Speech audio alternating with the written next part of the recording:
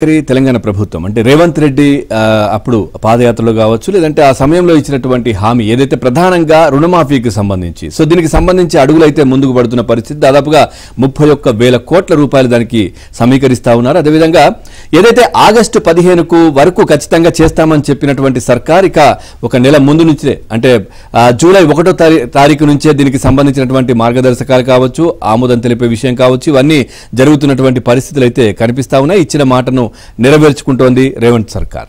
Right. రుణమాఫీ పథకం అమలుకు జూలై 1వ తేదీ నుంచి సర్కార్ శ్రీకారం చుట్టనుంది. ఆగస్టు 15వ తేదీలోపు ప్రక్రియ మొత్తం పూర్తి చేసేలా కసరత్తు చేస్తుంది.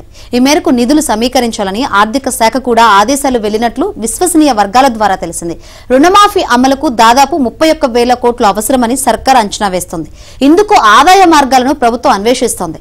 రిజర్వ్ బ్యాంకు నుంచి అప్పులు తీసుకోవడం, కేంద్రం నుంచి రావాల్సిన బకాయిలను వసూలు చేసుకోవడం, ఆదాయ శాఖల నుంచి నిధులను సర్దుబాటు చేసుకోవాలని కసరత్తు చేస్తుంది.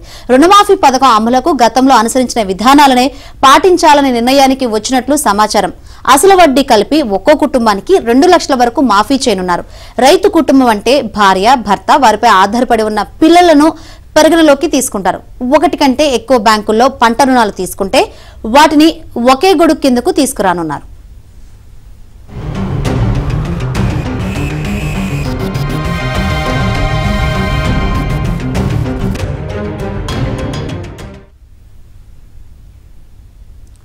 ఇక బంగారం తాకట్టు పెట్టి పంట రుణాలు తీసుకున్న రైతులకు కూడా రుణమాఫీ పథకాన్ని వర్తింపజేయాలని రాష్ట్ర ప్రభుత్వం నిర్ణయించింది. గ్రామీణ బ్యాంకుల్లో పట్టాదారు పాస్ పుస్తకాన్ని జత చేసి తీసుకున్న బంగారం రుణాలనే పథకం పరిధిలోకి తీసుకురావాలని భావిస్తోంది.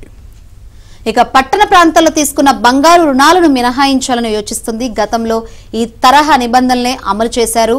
ఇప్పుడు కూడా వాటిని అమలు చేయనున్నారు. అలాగే నిర్ణీత వ్యవధిలో కటాఫ్ తేదీలోపు తీసుకున్న రుణాలతో పాటు రెన్యువల్ తీసుకున్న పంట రుణాలు కూడా రుణమాఫీ పథకంలోకి వస్తాయి. ఇదే విషయం గురించి మరింత సమాచారాన్ని మా ప్రతినిధి రాజేష్ అడిగి తెలుసుకుందాం. రాజేష్, మొత్తానికి రాష్ట్ర ప్రభుత్వము రైతులకు సంబంధించిన రుణమాఫీ విషయంలో ఆగస్టు 15వ తేదీ అనేటువంటి విషయాన్ని ఇప్పటికే స్పష్టంగా అనౌన్స్ చేసింది.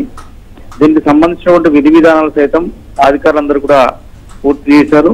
ఓవరాల్ గా రాష్ట్రంలో ఉన్నటువంటి 47 లక్షల మంది రైతులకి 32,000 కోట్ల రూపాయలు రుణమాఫీకి సంబంధించిన విషయంలో అవసరమైనటువంటి అవకాశం ఉంటుందంటూ కూడా ప్రభుత్వం ఒక అంచనాకు వచ్చింది. సో దీనికి సంబంధించినటువంటి విషయంలో జూలై 1వ తేదీ నుంచి పూర్తి స్థాయిలో రుణమాఫీ చేయాలని చెప్పేసి కూడా భావించుతుంది. 2018 డిసెంబర్ నుంచి 2023 డిసెంబర్ వరకు పూర్తి స్థాయిలో రుణమాఫీ ఒకే విడతలో 2 లక్షల రుణమాఫీ చేయడం వల్ల దాదాపుగా 47 లక్షల మంది రైతులకు రుణమాఫీ అవకాశం కనిపిస్తుంది. ఇప్పటివరకు చాలా మంది రైతులను వివిధ బ్యాంకు డిఫాల్టర్ కింద పరిగణించి కొత్త రుణం ఇచ్చేందుకు కూడా అనుమతి ఇవ్వట్లేదు. దాంతో పాటుగా రైతు భరోసాకు సంబంధించిన విషయంలో కూడా కొన్ని స్పష్టమైనటువంటి విధి విధానాలు రెడీ చేయాలని చెప్పేసి కూడా వ్యవసాయ శాఖ అధికారులను రాష్ట్ర ప్రభుత్వం ఆదేశించింది. దానికి అనుగుణంగా ఈ రుణమాఫీ ఉండేటువంటి అవకాశం ఉంది.